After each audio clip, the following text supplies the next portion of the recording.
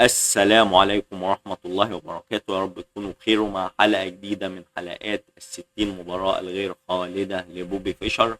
شفنا الحلقة اللي فاتت ومستر إيفن جيلر الشيف الروسي وهو بيكسب مستر بوبي فيشر. وكان بوبي فيشر بيلعب الصقلي، فقال له الجيم ده هيلاعب برضه مستر بوبي فيشر، هيلاعب مستر إيفن جيلر، بس مستر إيفن جيلر هيلعب بالأسود. وقال له بص بقى، هيبتدي المباراة دي سنة 1962. مستر فيشر هيلعب E4. قال له انا جاي لك بالصقلي، انت ما عرفتش تكسبني لما انا لعبت لك الصقلي المرة اللي فاتت، والتحضيرة بتاعتي كانت قوية جدا عليك وكسبتك بيها. فانا دلوقتي هلعبك بالصقلي وبتحداك ان انت تعرف حتى تكسب. شغل نفسي عالي قوي ما بين اللعيبة، يعني بيقول له انت ما عرفتش تكسبني وانت بتلعب الصقلي، طب انا بقى هلعب لك الصقلي ده وهكسبك بيه. نايت اف 3 دي 6 دي 4 سي في دي 4، ونفس الشكل نايت في دي 4 نايت اف 6 نايت سي 3 نايت سي 6 بيشوب سي 4 اي 6 بيشوب بي 3 بيشوب اي 7 اف 4 تبيت بيشوب اي 3 نايت في بي 4 بيشوب في دي 4 بي 5 بي 5 يا جماعة على الهوا، من النقلات المشهورة في اللاين ده. تعالوا نشوف لو كل الابيض هيعمل ايه مع الاسود. هقول لك نايت في اي 4 هات البيدق ده، وفي دفعة هنا تقريبا او هنا كمان. ووضع الاسود هيبقى جميل جدا. ليه؟ لان فكرة الابيض ان هو يضغط على الوسط وما يخليكش تاخد اريحية بالقطع بتاعتك ويضغطك في المساحة. تعالوا بقى نشوفوا ايه اللي حصل في الماتش. بي 5 على الهوا، الكلام ده عارفه مستر فيشر. قال له اي 5 هات الحصان بتاعك ده. قال له بيدق في بيدق يا عم، بيدق في بيدق. نايت دي 7 رجعت بالحصان بتاعي اهرب بيه. قال له تبيت، طيب هات بقى الفيل بتاعك الجميل النشيط ده. بيشوب سي 5 بيشوب في سي 5 نايت في سي 5 تكسير. كوين في دي 8 روك في دي 8. قال له هات بقى البيدق دلوقتي اللي انت عامل لي بيه فلوطه زي ما بيقولوا. بيشوب اي 6 بيشوب سي 4. حمل الحصان بتاعه، هدد وطلب بقطعتين. روك اي بي 8 اي 4 نايت في اي 4 نايت دي 6 بيشوب في سي 4 نايت في سي 4. قال له نايت في بي 2 هات حصانك. قال له نايت بي 6 انا حطيت لك حصان اخطبوطي هنا قوي جدا، ماسك المربعات البيضة كلها ومانع رجوع الحصان بتاعك هنا. قال له روك دي 7 يا عمي ولا يهمك. قال له هات روك اف بي 1. قال له طيب روك سي 7 هات انت البيدق ده. قال له كله اتش 3 روك بي 6 سي 4. طيب هو ما كلش ليه على طول؟ تعالوا نشوفه.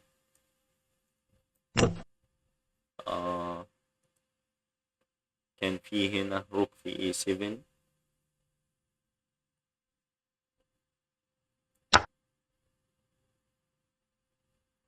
واكل انا كمان بيدق ويبقى الوضع تعادلي.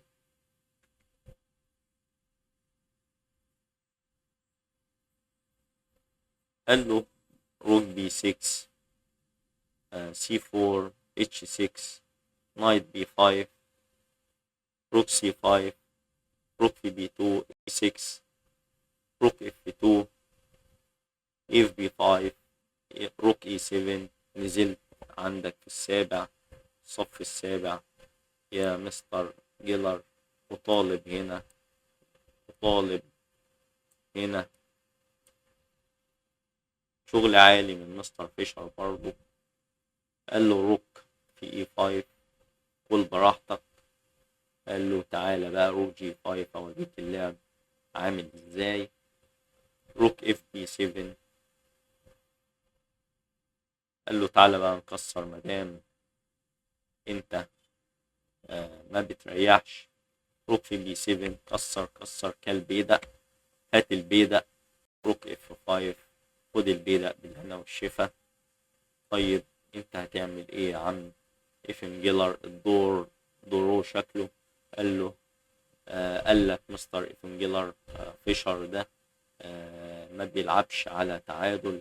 انا هقفل قدامه الموقف واقول له لو عاوز تتعادل اتفضل اتعادل، مش عاوز تتعادل وريني هتكسب ازاي. وبيضطر ساعتها اللاعب اللي بيلعب على مكسب ان هو يعمل العاب او يخوض الريسك او المخاطرة، فبيخسر في الاخر لاني ما بيمتثلش للي بيطلبه الموقف. جي 4. قال له روك اف 3 كينج جي 2. روك دي 3 قطعتك وطالب. قال له براحتك كينج اف 6. اتش 4. قال لك روك اي 3 انا مستنيك. بص بقى اللعب على الهادي. مستر ايفن جيلر قاطع هنا عامل جدار ناري. وريني هتلعب ازاي وتكمل. روك بي 7 روك سي 3 انا رايح جاي على الرانك ده او الصف. جي 5 تشيك. قال له هات هات. ما كلش عشان ما يفقدش البيدق ده. الرخ هتاكله. قال له طب هات بقى البيدق ده. قال له حميته. قال له هات رخك. قال له روك اي 5 كينج اف 3 روك اف 5 تشيك.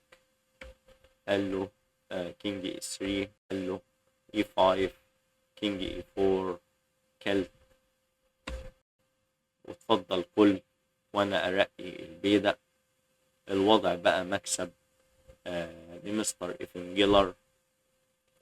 احيانا لما انت بتقفل باب الفوز قدام خصمك فبيتحول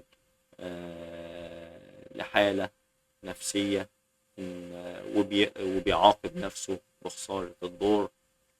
روك جي 1 انا عاوزك لما تاكل اديك كش واخد الرخ بتاعتك. قال له روك اف 1. قال له كينج جي 3. وقفت في وش البيدق. قال له ولا يهمك اقف براحتك. روك بي 8 كينج جي 5. روك اي 8. قال له كينج اف 6 كش. قال له كينج اي 6 كش. رجع قال له طيب شوية كشات كده. وقبل الكشة التالتة راح لعب كينج بي 5. لعب روك اي 8 كينج روك اف 7 كينج جي 4. بيحمي البيدق بتاعه مستر جيلر. روك اي 7 روك اي 5 تشيك. قال له كينج اي 6 كش تاني. كينج اف 7 كينج اف 3. قال له تعالى نكسر. روك اي 6 روك اي 8 اي 4 كش. طلع وقف في وش البيدق. جي 5 بتكسب على طول.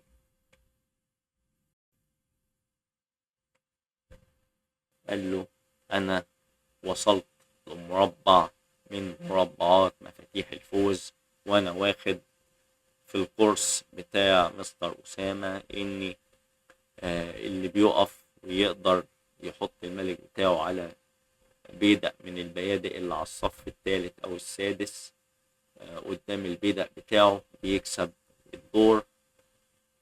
وريني عندك ايه. قال له روك اف 8 ممنوع. قال له جي 4.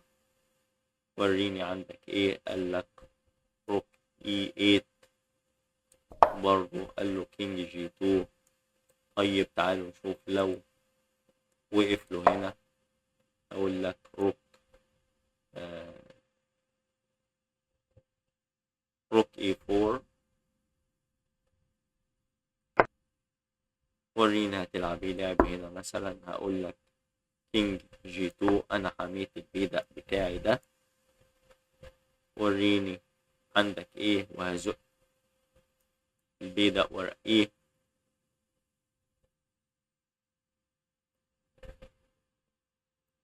هقول لك انا واقف هنا، هقول لك جي 3.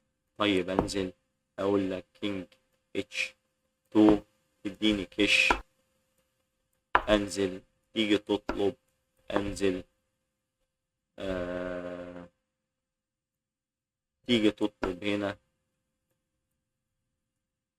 اقول لك كان فيه وخلص، متزعلش مني يا مستر فيشر، كشلي بس كشة بسيطة.